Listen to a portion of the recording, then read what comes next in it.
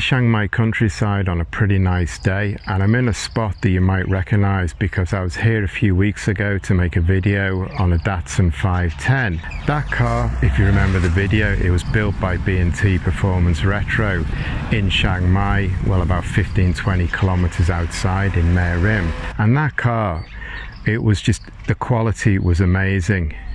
This is another restoration, a 240Z by the same company, and again the quality is just absolutely fantastic. For sure this is the most clean, most beautifully restored 240Z I've ever seen, and this crazy orange color, which my GoPro and my phone are going to struggle to get across, it just looked amazing. That massive long bonnet and the Z car shape, like nothing else, and when you get close to it, when you look at the details, it's like nothing else. And like the 510, the list of modifications and work that's been done to it is just unbelievable. I could rehearse for a week and I couldn't remember everything that's been done. To give a brief overview, it's got the L28 engine in it. That's been bored out slightly, so it's just about 3 litres now, and it's got an almost full race cylinder head on it. So the combination of that, along with electronics, along with ignition, around about 300 Newton meters, which for a 240Z is just pretty amazing. A 50-year-old Japanese sports car, to be getting those sort of power figures out is just something really special. Before we parked up here, we took it up the dual carriageway and we ran it up through the gears. I'm going to show you that in a minute. It's not going to be great quality because I'm kind of hanging over the driver, trying to point my GoPro at the rev counter so you can get an idea of what it was. We're pulling up through the gears, and this thing is strong. This engine has got so much power in it. I can see where the power output figures are coming from. We're getting to nearly 7,000 RPM before changing over. This is a real beast of an engine. I'm kind of hanging on here, but I'm impressed. I've not been in a 240 like this before.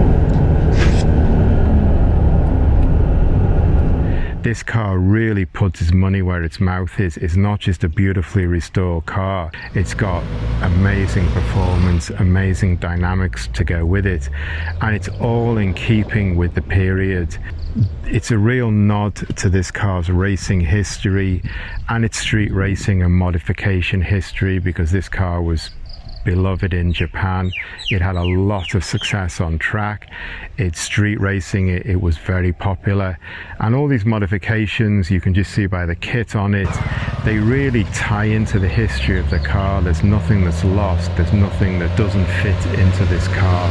This project has been done with a huge amount of care, huge amount of thought, and again with B&T, I always say, what they're doing with one-off cars is amazing, and their knowledge base is fantastic. They have so much knowledge on cars, so much dedication, so much passion to getting every detail exactly right. Parts are sourced from around the world. They're tapping into the knowledge of expertise in different models around the world. So the net result is something that's just fantastic. I would say there's no expense spared on these projects, and it really shows when you start with a blank sheet and you want the best.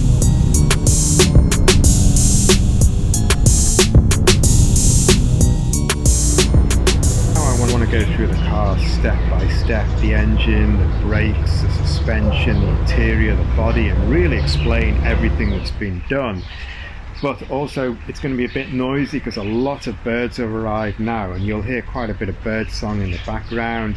Although this is the lovely Chiang Mai countryside and you're getting the authentic Chiang Mai countryside experience, there's a lot of bird song. There's 1 or 2 soy dogs yapping every now and again. There's a few cars going past, and there's 1 or 2 planes going over. So a bit of background noise, but hopefully you really get a feel if I pan around the car and tell you everything's been done, because it just is amazing what has been done to this car. Let's start with the L28 engine. The bottom end has a standard crank, 89mm Kamiari pistons, Kamiari conrods, and a high flow oil pump.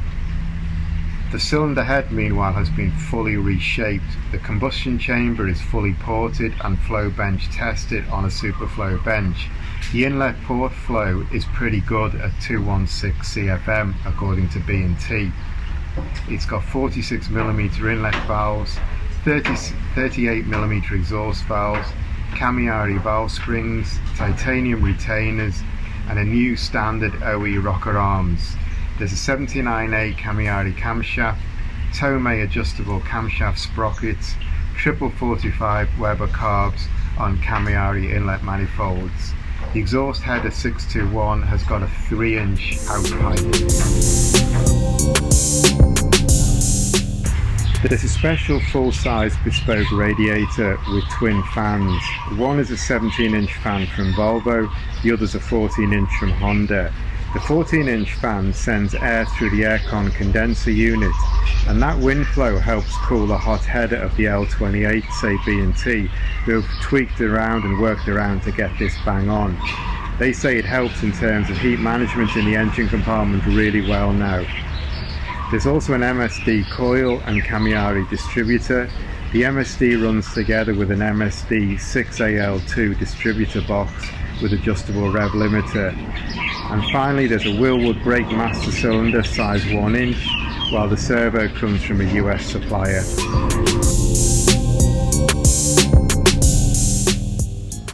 The front suspension is from BC Sport, and the front and rear all have adjustable shocks as well as the struts. The ride height is adjustable and it's very quick and easy to adjust, say B&T. Brakes front and rear are from Technotoy in the US. The front has a Wilwood big 4-pot caliper. There's vented and cross-drilled discs front and rear. The rear brakes have a smaller caliper than the front. Wheels are from Watanabe, 7.5 by 16-inch diameter at the front, and they have Toyo 205 50 16-inch tyres. The rear is a little bit wider at 8.5 inch, and they have 225 45 16-inch also Toyo tyres. This is a second generation S30, and the chassis, as you would expect from B&T, it was completely ripped down, completely gutted. Everything that needed replacing was replaced, everything repaired, all the rust removed. And they say that these reproduction fender lips are pretty much bang on the original OEM spec from nearly half a century ago. All the bodywork was done in Bangkok and the paint. And that brings us to the colour, because that's kind of the thing that just stands out on this car. And they say there isn't an OEM paint code from that, because they wanted this sort of colour, but the body shop mixed and mixed it until they got to the shade they wanted. And knowing these guys, that was probably a lot of mixing and a lot of checking with the shades, and it's absolutely bang on. B&T say that everyone is asking them what colour paint code it is, and that doesn't surprise me at all. At the rear there's new tail lamp lenses, and at the front the headlights are new as well. All the chrome parts have been reconditioned, like the bumpers, or been replaced with new parts.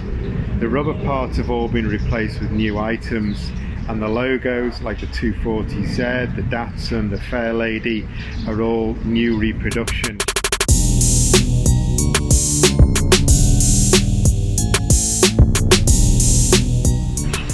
Inside, let's start with the steering wheel, because this is from Izumi brand from the 1970s.